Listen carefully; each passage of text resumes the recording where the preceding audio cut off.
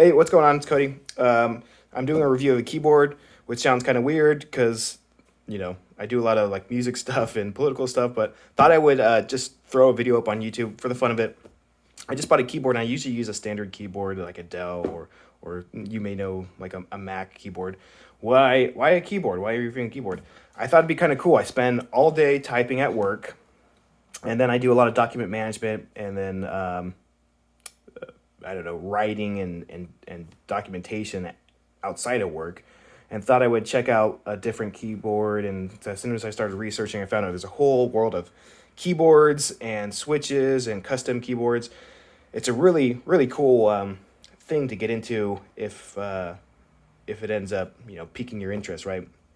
So getting into this is a Keychron keyboard. It's relatively cheap for maybe a casual person that's just kind of logging in and doing work and logging off. It may be expensive, but in a $60 to $70 price range for a keyboard, reasonable when you look at the entire keyboard market, right? And then there's a bunch of different switch types, how fast they respond when you click down, how they sound, how they feel, all that kind of stuff. I feel like most people would be accustomed to like red switches, right? This With this keyboard, I went with a blue switch. It sounds great when you're typing, and it feels really cool, like you're typing on maybe an older keyboard, or I don't know, just you can feel the impact of your typing. It can be a bit tiresome if you're typing all day long, but I've been doing it for years, and I've grown accustomed to typing for long periods of time.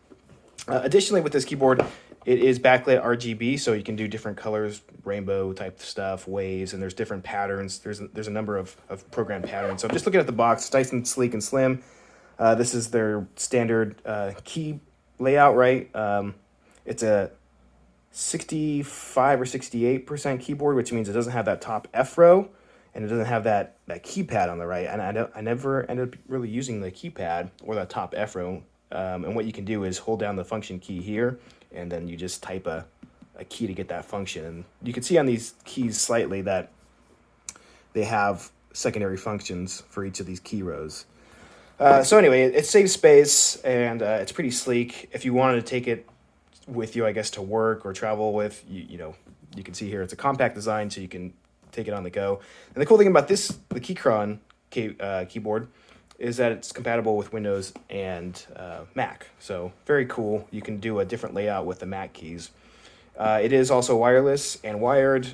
Because I'm at home, I'm just taking it. I'm using it as a wired keyboard. But I have used it wireless. Haven't had issues or any lag or anything. And it's been reliable. And like I said, 15 plus light effects to switch from, which is pretty neat. Anyway, I'm going to open this and wrap this up. This is an aluminum-based keyboard. The other one I had one previous. It was plastic-based. I wanted to see how the aluminum compared. Like I said, blue switch and wireless and wired.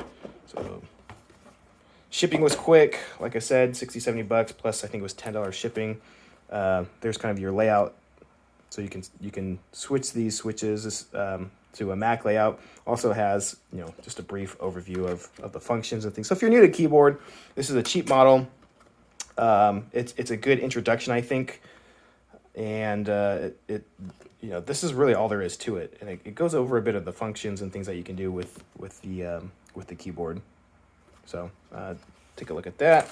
And then this is a key switch remover, so you can pull keys out and you can get, this is your standard keycaps, right? That's the gray part and this red button.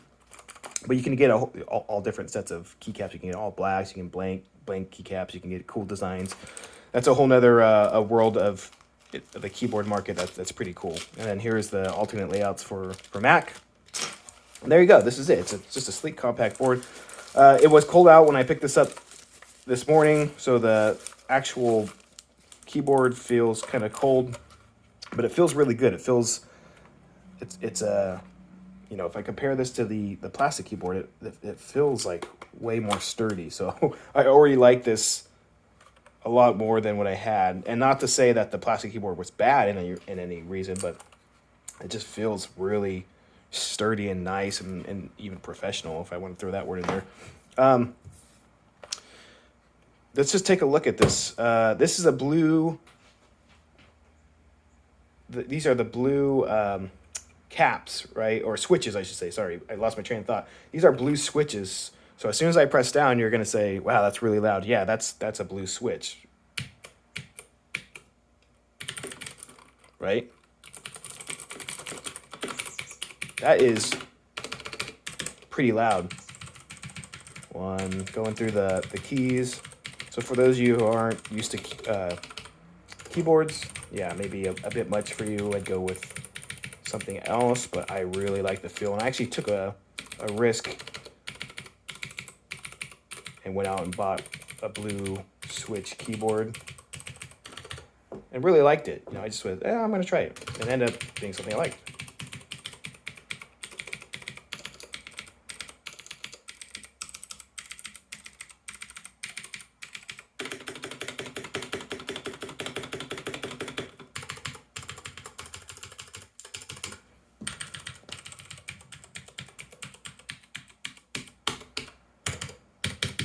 And not hearing any ping, you know, it's a loud switch for those of you who aren't used to blue switches. But kind of was looking through when I was going through this, any sort of ping, not hearing that with, and especially with the aluminum case. Wow, this feels really great. Feels really nice and sturdy. You know, this is nice. This also has the, this is how you turn on the light and cycle through the different cycles, right? And you can also lock this. So if you set a setting you like, you can set this to lock. So if you actually, because what I was doing when I first got this keyboard with this row here, the additional, you know, this makes it a 65, right? And this makes it a 68. I was accidentally hitting this when I was going for the delete button or the backspace. So you can lock this with a function so that if you're typing and you accidentally hit that key, it doesn't change your setting and it keeps that saved. You know, the keycaps on this aren't too bad. This is like a darker gray and a lighter gray. The orange is kind of cool, but I'm definitely going to get a different keycap set on this, which is, you know, another purchase. But this is going to do fine for now. And you can see how that sits there. So the one I had before, it's comfortable to type on. The keys sit not too high, but you know, I think with some different keycaps, like I did with the other board, I think it really makes this thing shine. You know, so like I said earlier, and I may cut off the earlier part of the video because it was just me rambling about stuff I don't know. This is a good entry-level board, I think. It's in a price range of like 60 to 70 bucks. And if you're new to keyboards, you know, picking up 2 of these in different switches, you know, if you're not doing switch testing or any of that stuff, you just want to dive in, I think it's a good way to test and get your foot into the keyboard market. So anyway, that's a Keychron K6.